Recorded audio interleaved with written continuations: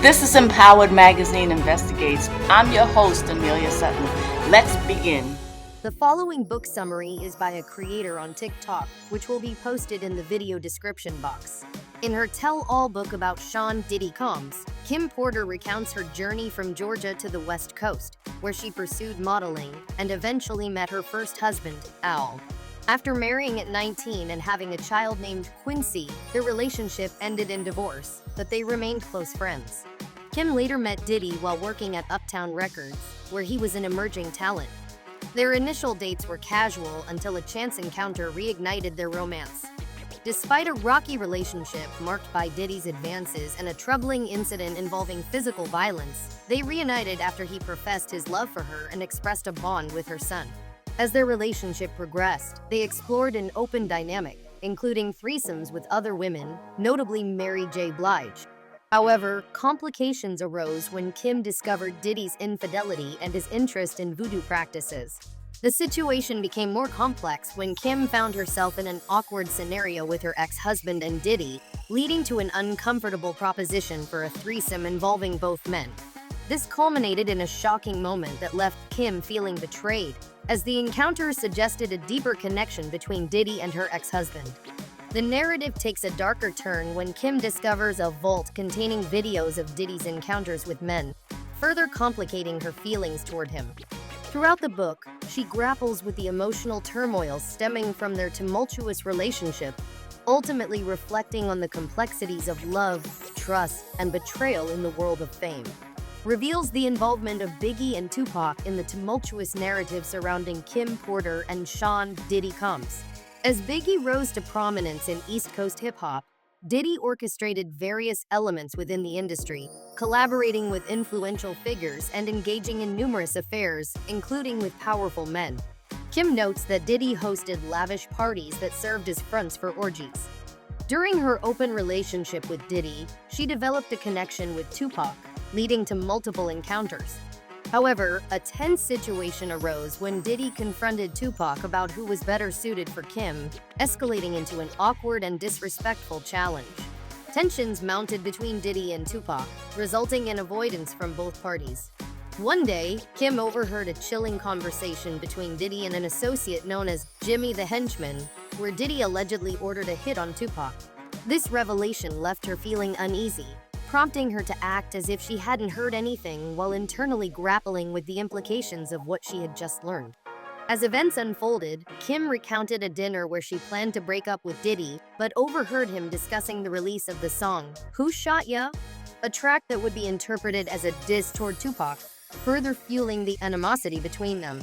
Diddy's intention to capitalize on the brewing rap feud unsettled Kim, who felt trapped in a dangerous situation. The tension escalated when Diddy squeezed her hand painfully while expressing his concern over her reaction to his conversation about violence against Tupac. They mentioned Diddy's bad temper and how he has yelled at her and roughhoused her without causing bruises, and he has never harmed her son Quincy, which makes her nervous about what might come next in the book. She wonders if Diddy's jealousy of Tupac is the cause of his behavior, recounting an incident where he got angry because she enjoyed Jamie Foxx's company too much, despite him enjoying it as well. During a dinner with Sean Carter, Jay-Z, she notes that while the two Seans may share a bed occasionally, she was never asked to join. Jay-Z, surprised by the presence of P. Diddy, reveals that Biggie and Tupac were about to launch a label together, which contrasts with the notorious beef between them. Diddy feels betrayed by this revelation, questioning Jay-Z's loyalty to Chris, while Jay-Z expresses his desire to step out of Chris's shadow and take his spot, leading to an agreement between them over drinks. They shares about meeting Kidada Jones, Tupac's fiancée, and Kimura, noting their friendship and lack of jealousy among them. She recalls a tense conversation where she warns Diddy that Tupac thinks he was involved in the shooting.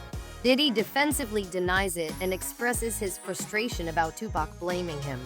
Kimura interrupts, suggesting that everyone is aware of Sean's involvement, which makes Sean seem less safe. As the women head to the bathroom, Diddy plays a cruel prank by peeing in Kidada's ginger ale, which a bodyguard, Jean, tries to prevent her from drinking. The narrative shifts to a wild party night, where the speaker reflects on her intimate experiences with Sean and others, noting his increasing preference for men. Diddy and an unnamed person discuss the East Coast-West Coast rivalry, hinting at the dangerous implications of their conversation. The unnamed person implies that if someone were to leave Diddy's label, they wouldn't receive his protection, suggesting that Biggie might be in danger. The speaker realizes that they are talking about a hit and attempts to plead for Biggie's safety, arguing about the financial implications of losing him. Diddy coldly responds that if he can't protect someone who doesn't fully support him, it might be more profitable for him if that person dies, as Biggie is worth more to him dead than alive. The unnamed person acknowledges the threat against Biggie and Diddy's lack of protection, emphasizing the gravity of the situation. Diddy then retrieves a bag for the unnamed person, suggesting they need to take care of their people, before the speaker leaves the scene and hints Kim Porter did not write the material, noting that the information is unverified and may never be confirmed, which is why the FBI is involved. They emphasize the importance of having accessible information, regardless of its truth. The narrative reveals that her relationship with Diddy is deteriorating, marked by physical violence and instability. During a phone call, Diddy admits he doesn't want anyone to know about his sexual orientation, leading to a heated argument where she asserts he is gay, prompting her to end the relationship. Despite initially feeling relieved to be rid of him, Diddy reappears at her house, where a confrontation escalates. He threatens her with a weapon, insisting she belongs to him and dismissing her pleas for safety. Diddy chillingly states that he could easily dispose of her without anyone suspecting him, hinting at his violent nature. After he leaves, he sends her gifts for her son, Quincy, leaving her feeling trapped and unsure about contacting authorities due to Diddy's powerful connections. The speaker notes the chaos following Biggie's death, asserting that Diddy was complicit and could have prevented it.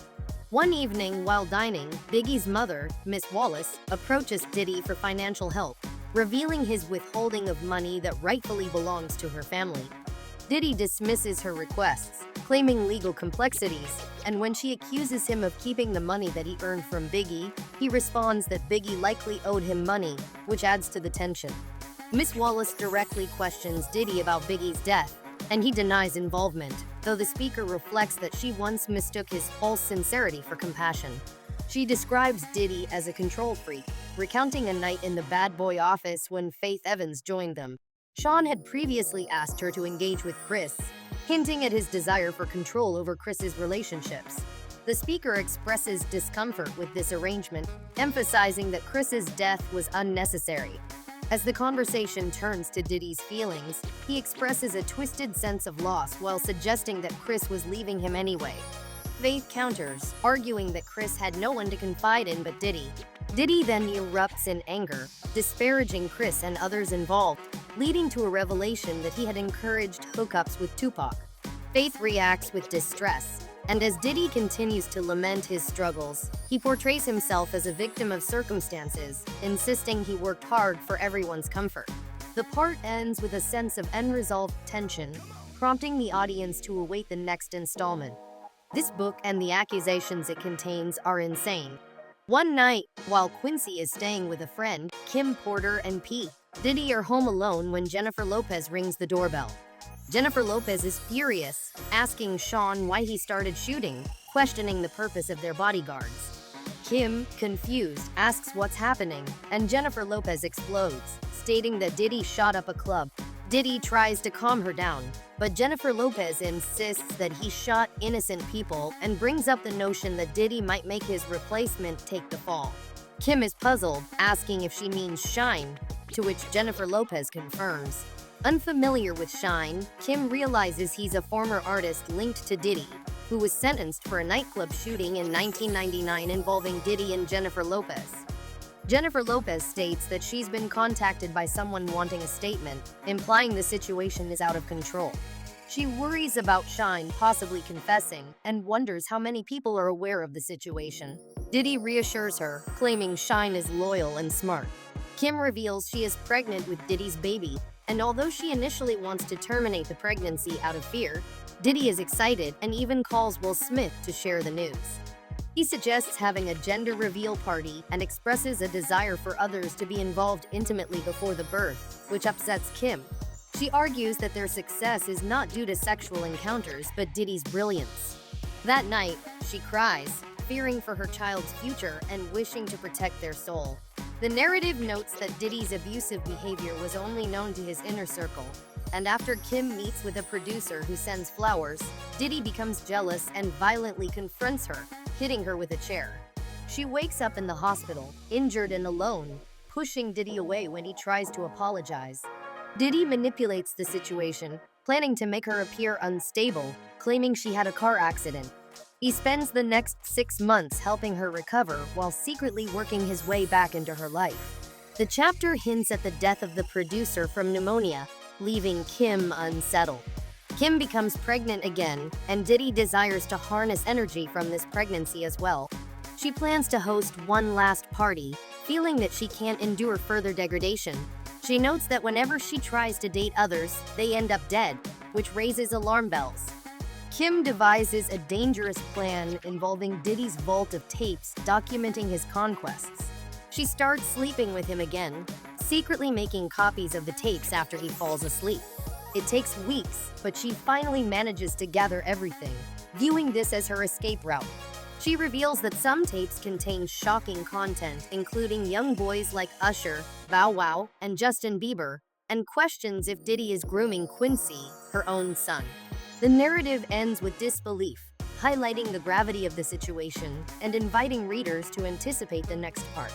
It begins with a reminder that this isn't a fairy tale, it's a crazy story, but many people involved are still alive. Kim has made copies of all the videos of Diddy and various people, and she invites him over to confront him and break up with him, with 𝗖𝗍𝗆 present. When Diddy arrives, Kim tells him they are done, and he initially protests. She mentions having footage, causing him to become confused and angry. 𝗖𝗍𝗆 warns him not to make her call the cops, and Kim states that if anything happens to either of them, the footage will be released. As Diddy attempts to leave, he lunges at Kim, knocking her down near the stairs. She kicks him in the kneecap and the face, causing him to tumble down the stairs, too hurt to get up. Kim calls the cops, and 𝗖𝗍𝗆 leaves before they arrive. Diddy is taken away in an ambulance. After this incident, things were calm for a while until Kim started dating someone seriously, who then died of pneumonia. She believed Diddy was behind it and decided to write the book. Kim's home was later robbed, and she suspected Diddy was trying to find the video copies, but she had stored them in the cloud.